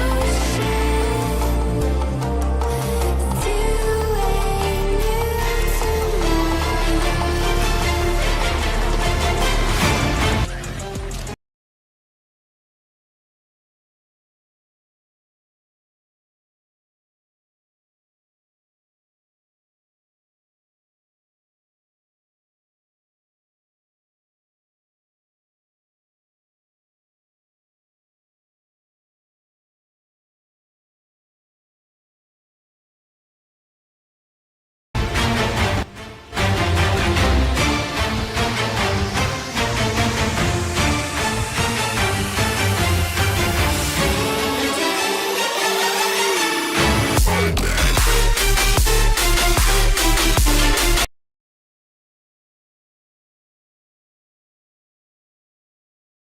The link to all official social media where you won't miss a thing. If you're watching on Twitch, you can scroll down, click the banner as well, get a link to all official social media. So yeah, you won't miss any of the Dota, but we are not missing any of the Dota. We got game 2 of Spirit versus Paravision right ahead of us. And is it fair to say that game 1 was just a bit of an outdraft? I'm not sure if outdraft is the right term. I just feel like Spirit had an easier to play lineup. The game looks so simple for them. Look at Miposha's gameplay. Literally press F. He didn't even have to hit Golem properly. He Golem the Bristleback that one fight. They still took the fight. Obviously they were like 8k ahead at that point, but it just felt like pressing. If Spirit pressed buttons and Paravision pressed buttons, Spirit won. You know, and I think in these more even games, more high skill matchups, I feel something that tends to be a bit underrated is ease of execution, right? I remember when Insania was still part of Team Liquid with this part of Alliance with this old Team Liquid roster. He used to count drafts based on like how many stuns or how much damage they have, and then they get points, right? I think that still applies. And I look at this Paravision draft, stun points are low and damage points are like mid-ish, you know? So yeah. Yeah. The damage points were being hard carried by the PA, I'll tell you that much. Everybody else didn't really contribute much in that group project. In this second game, Team Spirit, they get first pick for themselves and Paravision will choose Dyer. We are into the draft already, so we'll have that on your screen very shortly. But ease of execution, is that going to be the name of the game? Because I understand that ease of execution is one thing, but this is also, 10 of some of the best Dota players that we know. Period, right? It can't be that, they don't know how to play Bounty. It can't be that they don't know how to play Bristleback. So what exactly do you mean by ease of execution? I'm looking at their heroes now, right? I'm just looking at it against like, okay, Bounty's gonna scout, Bristol's gonna be constantly pushing wave, and it's up to no one to kind of find kills, right? Yeah. Maybe PA can connect at some point. Once they have items, the game will be easier, but getting to that point also means that Collapse is farming on this Beastmaster, Ranan's farming on his Troll. They're having good lanes. Raul was the only one that was like kind of in the middle, item-wise, net worth-wise, but when it came to the battles, like CM Bounty's impact compared to Ru on this Hoodwing and just Miposhka on this Warlock, I feel like, I don't want to say supportive, but just based on the spells they can cast alone, it felt like Team Spirit supports could do so much more in fights. Yeah, it did feel that way, especially the start that they had, right? We'll see Team Spirit on our screen now. Relief on their faces, a little bit of chuckling back and forth as that game number 1 came to an end. As you put it, Adam, they knew that it was a lot closer than it had to be. But again, that's been the trend of our playoffs so far. It's never an easy, straightforward win. I feel like the only one-sided game we really saw was probably Liquid Gaming first game, where it was like 23-1 at one point. Other than that, all these teams have just been kicking non-stop till the end. So you got to put that respect in. Ban out the PA, take out the Night Stalker, and they will first pick the Prophet. So Prophet, one of those heroes that was, I guess at this point still is the main list of pause ones that you're opting for, but he did get a slight nerf in this recent patch, right? Recent meaning literally a couple of hours ago. I believe Ironwood Treant overall health is decreased, and his innate Spirit of the Forest damage per tree decreased by 4% to 3%. So that's pretty big. I think it's still a good pick with what's in the pool. They take the Tiny's not in, no Magnus, no PA. So a lot of the heroes that reach Nature's Prophet, Night Stalker as well, just removed. Maybe just go for the Keeper of the Light. That's an interesting pick here. I wonder what they plan to run with this. Heroes that come to mind with this hero is, I mean, Ember and Storm are like the top two. I assume they will be banned out. 10 seconds remaining. Yeah, still a lot of good users of Chakra Magic. And I think the main reason why this has been picked lately, because of that recall, right? We're seeing it really start to rise in terms of power level. I guess it's a one-to-one conceptual counter as well, because as Nature's Prophet, you're always looking to split the map. And Auto makes it so that you can address some of these waves while still being ready for a fight. I think in a way that is true, but I feel like the split push from Nature's Prophet now is not so much him, but it's more the Treant, right? So I think heroes that kill this Treant are usually what you look at a bit more. Still pretty unsure what Paravision are gonna do here. Heroes they play against this, I would think something like an Underlord, 10 seconds remaining. something for DM. There's also this Coddle Bristle. I'm not sure if they want to go back for a Bristle. Remaining. Let's talk a little bit about this Nature's Prophet, right? Because even though the patch has docked his numbers down a little bit, this has been one of the main heroes of the patch in the carry position so far. Yes, he does some annoying split push with his Treant. Yes, he kind of scales up to become this very scary right clicker. If you see a Nature's Prophet on the other team, what is kind of the approach you want to take to dealing with him? 10 seconds. I feel like the heroes that kill him in lane are nice. Like you just go past the Treant and jump on him, right? Which is why we commonly see heroes like the Tuskar banned out. Obviously, the heroes still farm, so heroes that just reach him are nice. Storm is probably the #1 hero I'm looking at right now, especially with the Coddle in the pool for Paravision. I think the one proved that he's really good on the hero as well. The Storm, there's the Ember, like you mentioned, the Spirit Bros. Dire I don't know We how I want feel about Paravision. this Ember Spirit. I think they might just pick it because it's 9 class. There's also a world where no one plays this Coddle, right? I think they ran it a few days ago. Yeah. And so far, the mid Coddles haven't necessarily looked convincing though. I remember I'll play a pretty good Coddle. 10 seconds remaining. 18 matches of Jakiro on mid Poshka. So a bit of a deny pick there, but it's something that Ducalis, I'm sure, likes a lot as well. Just perhaps one of the strongest position 5s in the current meta, other than Tinker, which seems to have been buried in the grave. Both teams completely ignoring it. A Bane coming out, a bit of a throwback, a Poshka classic. I wonder why they go for this. Just a lane secure, I guess. Able to abuse night vision. Nice save against Coddle. Obviously, you can dodge the first blast if it is a core 10 Coddle. seconds remaining. Like you said, Miposhka Classic. The win rates on screen remind me of something. So Paravision picked Dire, right? Yeah. But they have 83.3% win rate on Radiant. Yeah, that one's a bit odd, I'm not gonna lie. Of course, we never really know what the rationale is behind these decisions unless we are in the team themselves. All we can do as casters or analysts is hypothesize, try and come up with reasons, try and quantify it, but only people who really know are the people on your screen right now. Mars. So a bit of a throwback to the classics a little bit here. That's Mars. Really nice hero against the Coddle. Probably assuming it's a core at this point if they pick the Mars. Forces you to buy BKB. You don't really have another out. Also just picking neutral team fight, right? I think this is what Team Spirit likes to do. They're gonna keep Yatoro's hero to dictate the pace. They're gonna pick Laurel and Collapse a bit earlier. If Collapse needs help, they use the boss 4 to just make him stronger.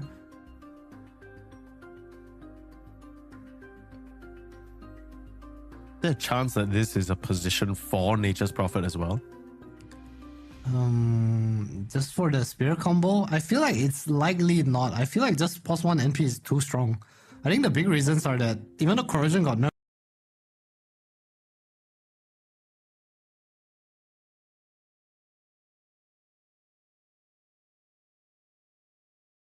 Mjolnir is not touched. It's just the ability to farm the outer banks. I think NP is probably the best hero at it while both pushing a wave, you know, you're able to farm with the Treant. There's the Underlord for DM, no surprise. They do have to reveal the position of this Coddle here though.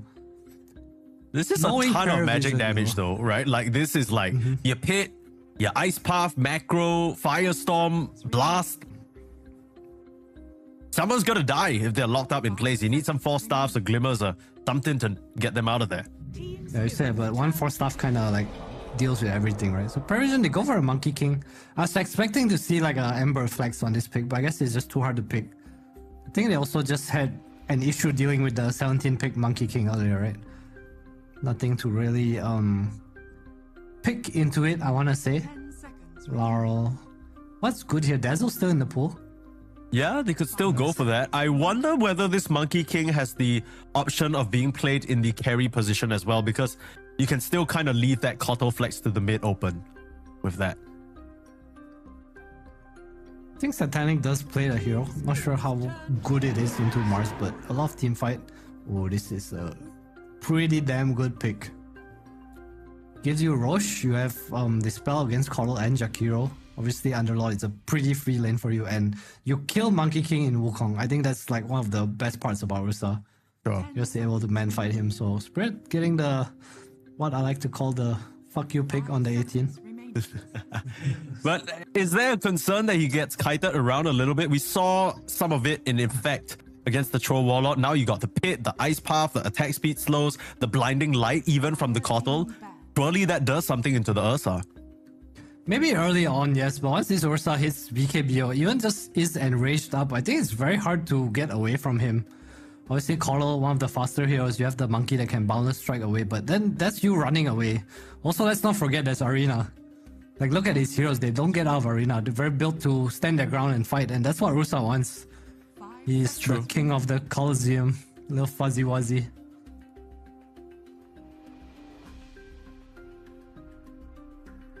I guess the Ice Path and the Boundless Strike give them a convenient way of cancelling the Fiend's Grip from range, but other than that, if the fight is spaced out nicely from Spirit, it looks like it's gonna be hard for Paravision to contest, right? You try and put your rings down and your circles down. Ursa, like you mentioned, the king of the Colosseum, he's just gonna stand there, and if Bane can find an angle from outside the arena to grip in, gonna be a bunch of free kills flowing Spirit's way. Again, another situation where their draft looks a bit more straightforward. I think the only mystery to me is this Nature's Prophet now. Is it gonna go into Lao's hands in the mid lane, or is it gonna be that pause fall like we mentioned a bit earlier? He'll probably go mid, right? I think it's a nice matchup against the Monkey King. Paravision thing otherwise, though, removing the sniper. I feel like this Monkey versus NP is kind of a whatever matchup for NP. Like, he's gonna farm anyway. You're also gonna get this early Wrath to enable your side lanes, which I think is really nice for the way Team Spirit play. 5 seconds remaining. See what they choose to do. Paravision do think that it's a pause for Nature's Prophet, though. I mean, I guess you at this point you'd rather it be a pause for Nature's Prophet, right? As you still have overall last pick, so might as well protect some of the heroes that you're worried will bully the Monkey King potentially in lane. Queen of Pain being taken out as well. Not sure necessarily what this is protecting. It's probably a no-one hero. Maybe something like a Pango, Sniper Queen. It could be the monkey, like you said, right? But Yeah, I feel like Paravision, if they want to last pick someone, it's probably no one's hero. So you mentioned already that the Ursa is a great call-to-call matchup into the Monkey King. Do you then want to deprioritize the Monkey King, put him mid, and then pick a different Satanic hero instead? Is there anything else in the pool that kind of appeals to you at the moment, position 1-wise? I don't think you have to move him away from that role, although there is a world where 9 class plays it too, I guess. I feel like the whole idea is that you need some other hero that kills the Ursa. It's not like Monkey King cannot play carry or pause 1 or 2 this game, but he's not gonna man fight and win the Ursa. So you need another hero, which is why we see Sniper and Queen banned out. Specifically heroes that kite around the Ursa or like more of a semi-carry kind of role. So Monkey King, he does well against NP, Bane, Mars. You drop Wukong, you're really strong, and as long as what the hell? What the hell? That's a new hero. New hero? Who is that? This is a Monkey King Slayer in the lane, though, I want to say. Yeah, Linda. Also, Lina, a little bit of a buff here. Mana cost reduced on the stun. That is such a small buff, though. I'm sure it's insignificant. The Spirit literally picked heroes that were untouched this patch other than NP. Yeah, yeah. The three They were heroes in the middle all have like nothing. We'll pick one of the best position ones this patch, and then we'll give you guys a little bit of some new flavor of the month. Here's some Bane, here's some Mars, throwback to the classics. Let's get Fuzzy Wuzzy out here for the good vibes. And a Linda. I don't know. I mean, I'm trying to think about what can actually pressure a Linda in the mid lane. Linda seems like she's gonna have a nice old time. I guess it's a pretty good Dazzle game. I know no one likes the hero. I don't know how dead the hero is right now after Yeah, you keep saying that, but I don't know whether they're still gonna pick it. Ooh. Oh my god, new hero? Hog Champ? Dude, we're getting mad new heroes this game. Okay, I'm here for it. The Lina answer, right? Hero that gets on top of you. Nature's Prophet. Kind of your food too. It's gonna be the post 4 NP, like you said, Rule. We might see some. I wonder what he'll itemize for. Something nice as well as the MP against the monkeys. You find him in the trees, right? Yeah. It's with the shard. Makes it super convenient, but I don't know. I feel like this was a curveball onto a curveball onto a curveball, and now both drops look a little weird. Although I will say that I like Paravision a bit more. I feel like they have so much global presence, so much ability to play the map. I'm not even sure if we'll see recall this game. Yeah, we'll have to see what the Keeper of the Light decides to go for. They already have a lot of map movement potential between the Underlord ultimate. The Monkey King's going to traverse the map very quickly, and now you have the Spectre with the Haunt, the Shadow Step coming in as well. I fear, honestly, for Lal and even Radan, right? Because you talked about how this Ursa, he feels like once he gets that BKB, he's going to be very difficult to deal with. Until that point, I don't know how convinced I am by this Mars Bane Nature's Prophet. Like, if Collapse doesn't have a good early start, the game could go to shit for Spirit really quick. It goes both ways, right? There's a world where Lina dominates this mid lane, then you have an NP TPing to just kind of grief the monkey. And then there's also this like counteractive timing where when DM is 6, they're able to just kind of collapse bit back onto you. And that's where I feel like collapse on the Mars, the arena, is something that we might see come into play. It's going to be all about map movement, right? It's an early game. There's like a back and forth in timings, especially in the mid lane. That's like what I want to see right now. So you think the mid lane matchup is the big one, the Lina versus the Monkey King. Just off of the top of my head, it just feels like a matchup that Lina's going to do amazingly in without any outside interference. I think it goes both ways. I think if Monkey King dies once, it's one of those lanes where if you make a mistake, it kind of explodes. Commonly, we don't really see no one making mistakes, so I'm not sure how the lane is going to go. Monkey King in the mid game, though, is super good at getting on top of you, so I'll say Lina is heavily dependent in this game on how his game is going to go. Later on, there's like you said, right, 4-staffs are kind of insane against what Paravision has.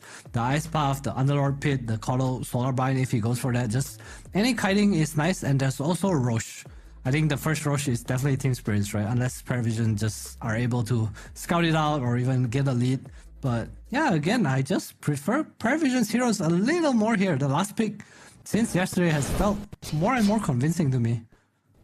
You can see whether the last pick actually ends up serving them well as we get into game number 2. Estini definitely cooking something here. And 343 seems to like it. I mean, I'm kind of down as well. I'd love to see how this Spectre kind of almost pseudo-global map pressure draft works out against some of Team Spirit on their classic hero picks. You're gonna watch me Poshka die. Yeah, wrong part of the words, buddy.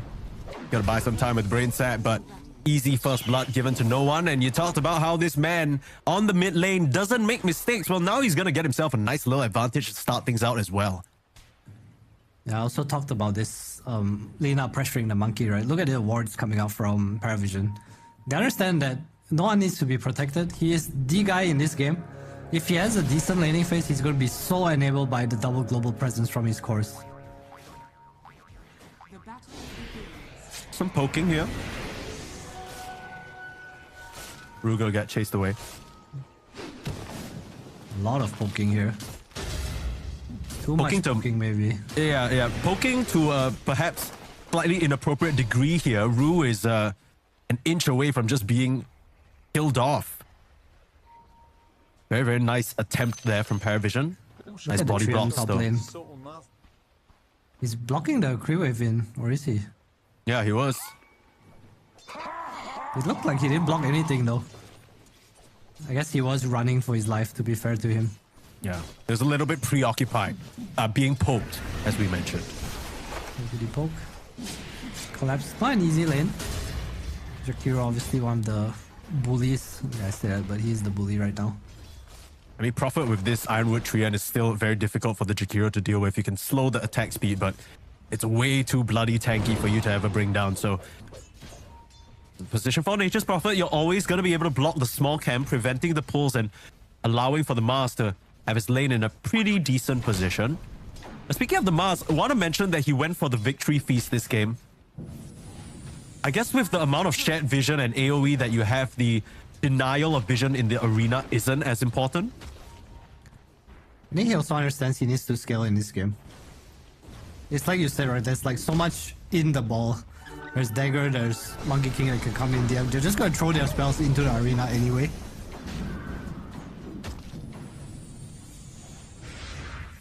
Koshka being a little bully down here. Being the man fight king. Very nice hero against Coddle too. And why is that? You're just able to dodge the Illuminate. You can kind of chase him around past the offlaner. Like he just walks around DM, he chases 9 class, so you can't get blast off onto Radan. Which is the way Paravision want to play, right? They want to push in the wave. Call wants to blast Ursa together with the wave as much as he can, but Bane is a good stopper at that. Now running down 9 class. Radan with an easy pickup there onto the Coddle.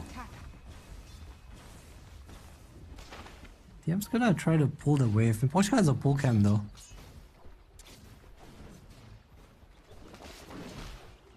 It's a little bit scary for DM. I don't think he's under any threat of dying here. It's just that Radan's actually looking over.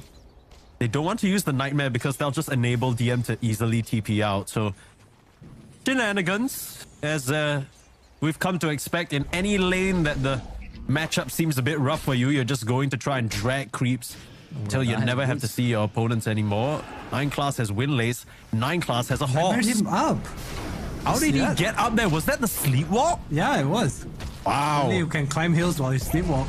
That's crazy. DM's in hella trouble right now. DM's just gonna get run down. He has a Windlace, but it comes far too late, and Radan picks him down. Very cool play there from Poshka on the Bane. You don't expect anything less from the Bane Master. I wonder if not having Blinding Light in this lane is kinda a troll. I guess it's also cause he died, right? And Ursa got the kill, so he has boots. Second kill too, so basically almost face boots done for Radan. Nice little one there from Rue, trying to keep himself safe, but will end up trading out for Ducalis. Gets the EXP for it though, but Satanic can't imagine he's too sad about that. He gets the EXP and the gold for that kill. See where he decides to go. Has the TP now. Definitely continue to bully bot lane if they want. Collapse has his wave in a good position.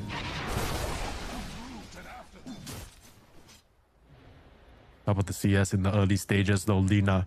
25 and 3, 26 and 3 now. Not a surprise at all. The Monkey King should still be able to find little droplets of farm from the mid lane, but no one needs to be so careful for a TP coming out potentially from the Nature's Prophet. Bane is already here trying to mess around. They're just putting on...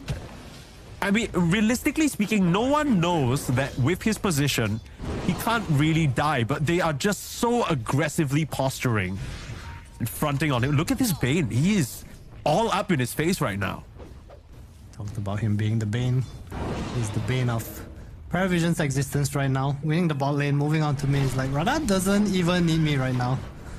Just for corrosion instead of face boots. I'm gonna get spanked a little. Spanked He a might lot. just be dead a little bit. I sleepwalk back into the hands and claws of Radan. Few more swipes, no blinding light in this lane, like you said. Gonna cost them. Blood grenade trying to tick him out. DM able to juke to the right. Nicely done. Miposhka can't get the last touch off. Those boots paying off big time. I thought he was dead for sure. Me too, but I don't know if this is actually good for DM. He's just gonna come and drop a fire blast. He's super low. Rue, there's TP out here in the top lane. Knows that he will get run down if he sticks around to try and walk it off.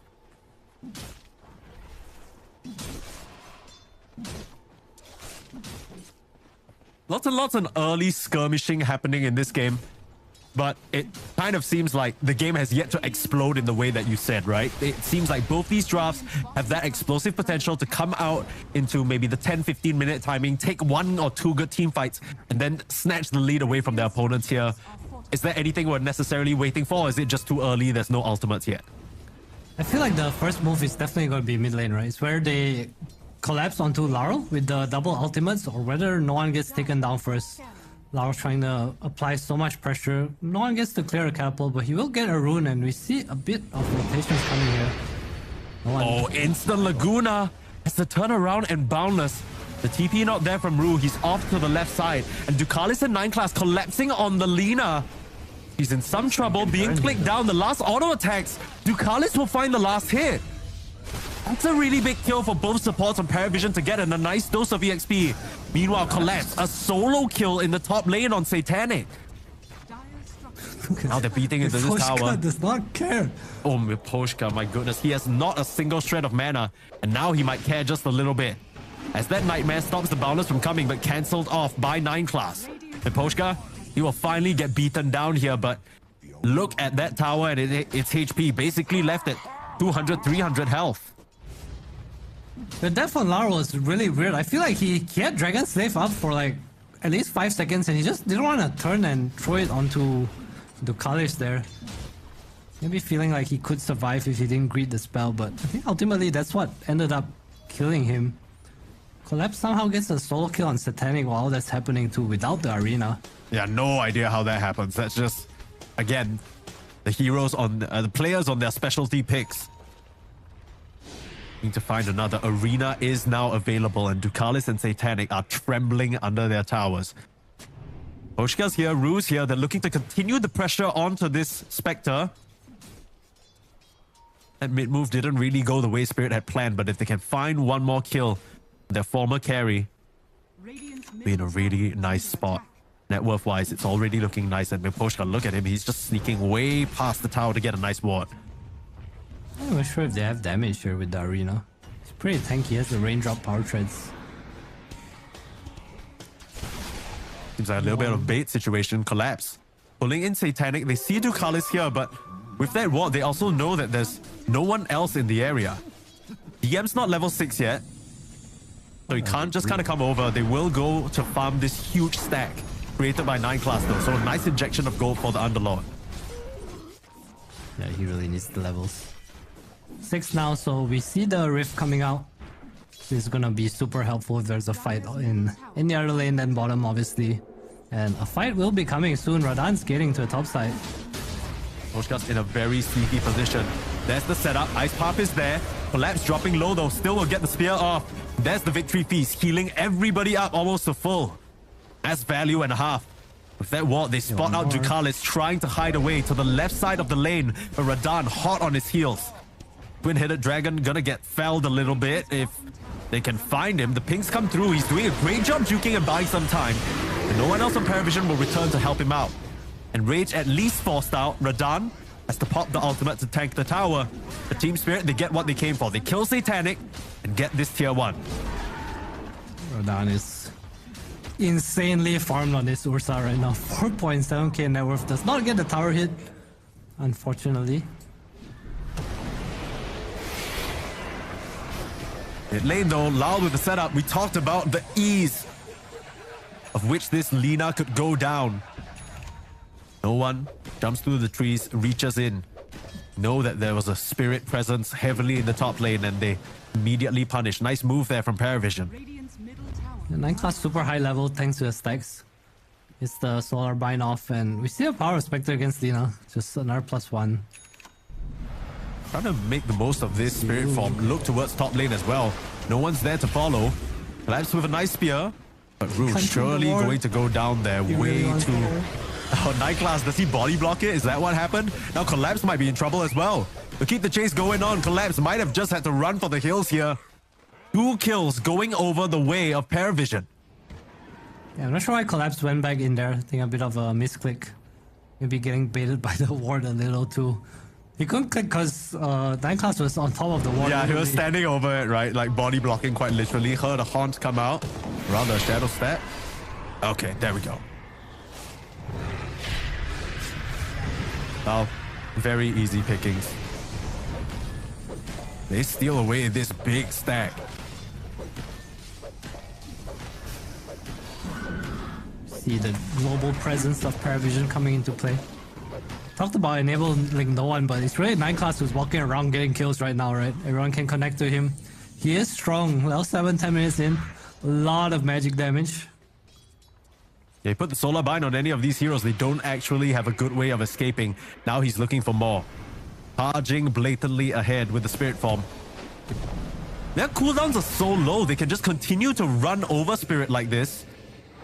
Beautiful Nightmare into TP out. This is the pace they want to play at. Spirit though are still in an okay position, just kind of how easy of a laning phase Radan had. Yeah. He will have the Battle Fury. No real way to help each other, right, on their team. They have Bane, they have NP. They're just gonna kind of drag Paravision around the map. Lau going for the Maelstrom as well. I think we saw Malrine try for this build on the Lina. But again, the second you show, it's just such an easy setup. The bait's gonna try and come through. Great onto the monkey. Maybe it was just a bait. They bump him out of the Wukongs. 9 class, that is not what you wanted. Oh, I'm so sure that the Lina might have died if a couple of Wukong soldiers hit her again. But 9 class tries to finish her off with the blinding light, ends up saving her instead. And Spirit, that is a huge turnaround fight that they needed. Dude, every game I watch Collapse play Mars, he TPs mid and he gets some like 3-4 man arena. I don't even know how it happens. It's not like he has blink or he makes an insane play, you know. It's just a TP and he's like, oh, hey guys, what's up? Let's watch this again, Lau. You can see that Wukong soldier hitting him maybe 1 or 2 more. He kind of already accepted that he might go down there standing in the Wukongs to try and deal more damage. But that blinding light ends up... I mean, I don't know whether that would have been enough damage, but regardless, Spirit kind of saw that move coming. It wasn't a surprise to them. They knew Lau would get pounced on and they set up perfectly around it. And now 9 class right around the tree line. There's a hungry bear, wrong part of the woods. Radan is unstoppable. This has been a supreme Ursa performance from him. I know Spectre is good against Lina, but if this Ursa is having this good a game, they also don't really have heroes to kill the Ursa, right? Like, look at them. They don't have any real chain stun. Toyu 18 was a big pain in the ass pick, and Radan is showing why. Yeah. Against the 4 heroes, this Paravision, they chose to go for a last pick Spectre to address the Lina problem, but do their heroes address the Ursa problem at all? I'm not too sure. Kind of the very same thing that we saw last game. That troll completely unaddressed. They were hoping that they could kill the rest of his team. And Poshka on the front lines. They will even underlock ulti forward to chase for more. Radan swiping a little bit at DM here, but they'll just be happy with some of those ultimates being used for a Bane kill. Not too sad about that. Collapse is in their area though. Doesn't want to show his dagger. I think they still want to look here, Team Spirit. Be a nice little reveal fight for them. It is almost Tormentor time. It is indeed. Boss, you're just joining us for the tournament. You don't want to miss a bit of this Dota 2 action. I'm gonna type !F in chat. Subscribe to all of FISSURE's social media. You won't miss a thing. No contest there for the Wisdoms. On a piece on both sides. Pretty quiet game from Rue, right? I feel like we saw his MP a lot in the lane phase and he just kind of disappeared. Satanic might get set up on here. This is the blink reveal of dreams. We're going to commit the Fiend's Grip for it. Not wanting to use the arena in favor of using the Fiend's Grip instead. Again, yet another carry dying in the outer banks. I'm sure that river just smells of carry players. It's just blood. It's just blood-filled river down there. Whether it's neutral creeps or carry players dying, the carnage never ends. 15 minutes now. Collapse will blink away. He was trying to get a position on the high ground, but Paravision smoke in full force. That's the beauty of the Spectre. Even though he's dead, he can reconnect with the team almost instantly. Paravision looking to exert their dominance in this location and to settle the Tormentor for themselves. Team Spirit. Can they do this? Link through the Twin Gates. I mean, you see this So channel. fucking slow. They No, don't look have at the it, so damage. bad. Oh, it's just a tomato. Just cheeky little veggie. Scared them a bit there. Not gonna lie, scared me too. My ass clenched. Dude, they can't kill a tormentor. This is, I don't know, this is really awkward right now, Mike. There's a Treant scouting them out too. They can't kill the Treant too. They can't kill him. Like, 4 heroes just punching into him. They have to blast the Treant. And that's a lot of their spirit form time wasted. They're just He's pump sending faking another these one. twin gates, yeah. He's sending He another comes. Treant. Treant. Get out the way. What do you see, little buddy? Are you coming through the twin gates now? Anyone else from the side of Spirit want to try and contest The this? Maybe Wrath? they'll wait. They What use is the the Wrath. recon? It's a lot of damage. This is troublesome. Tormentor goes God. the way of Spirit. A perfect trap. And the Spectre goes down again. No one dies to the Tormentor. Oh, the curse of Eastern European players falling prey to the Tormentor. You can't even see the damage done by the Tormentor, unfortunately. And Radahn finds another 9-class sticking around to try and blast at the creeps coming towards this tower. See that replay. Things get desperate. The Wrath wreaking havoc through the lines, ripping through Paravision. And Radahn just comes in with his claws, swipes up no one. And Satanic to drop as well. Miposhka is the one to get that shot. So, Spirit, get absolutely everything in that engagement. I need the player cams on that Tormentor death. That was so awkward. No damage to kill Tormentor. I didn't even expect Spectre was there. They just couldn't do it. And we were just watching all the while. They have no game on Paravision whatsoever. Global Presence gives you nothing if you can't actually accomplish anything while being 5. This game, Mike, it's so difficult. They need this Spectre to get to a 3-4 item territory. Still queuing up the Radiance. Paravision kind of resulting to just pushing out waves, but look at Radahn. He is the hunter. Found him. Dire's middle tower has fallen. Yeah, I mean, like you said, it's this kind of why the Troll was such a great pick in this game. Number one is Lina in the mid lane. Coming Yes, through with BKB. the... Yeah, he's just kind of baiting. We'll pop the BKB. Ru might have to die for it, but here's Radahn. Ready to swipe them down. No one. Offset Wukong's command, but Radahn, you can't fight into this bear. You just can't face off into him. Nice little blinding light buys time. Radahn in a little bit of trouble, but there's the grip. Holds the Monkey King in place. And Lina doesn't even die. Radahn looking for his next target. Swipes him down, and Ducalis can't do anything but run. Paravision, they just have no game. No game indeed. Do any of these kills are a good trade for Paravision right now. They are so far behind. 15k at 80 minutes is insane. Oh, Lowry just turns around and says, "Hey, what's up, dear? Nice to meet you again." Yeah. Sits them down on that Ursa. This is the 18 pick you talk about. They see that Monkey King, they pick the Ursa. You can't duel him even with your Wukongs. And through all of that, the Lina survives. 4 heroes traded for just 1 position for Nature's Prophet. This is the problem. You collapse on mid, you collapse on these single heroes across the map. But Team Spirit, they're ready to play the pace right against you. Radahn is 12k net worth. Lina's right behind him. Only collapse is trailing a little bit behind, but even he's 2k ahead. I mean, things don't look good when your Bane has almost equivalent net worth to the Underlord position 3 here at Fissure Universe episode 4. My goodness, Team Spirit seem to be just outclassing their opponents in this series. The setup. We'll try again, but BKB already off cooldown for Lau. He'll turn around, put some damage out to Ducalis. Losing Ru, but there's Radahn again. Good morning. Hey, what's up? Hello.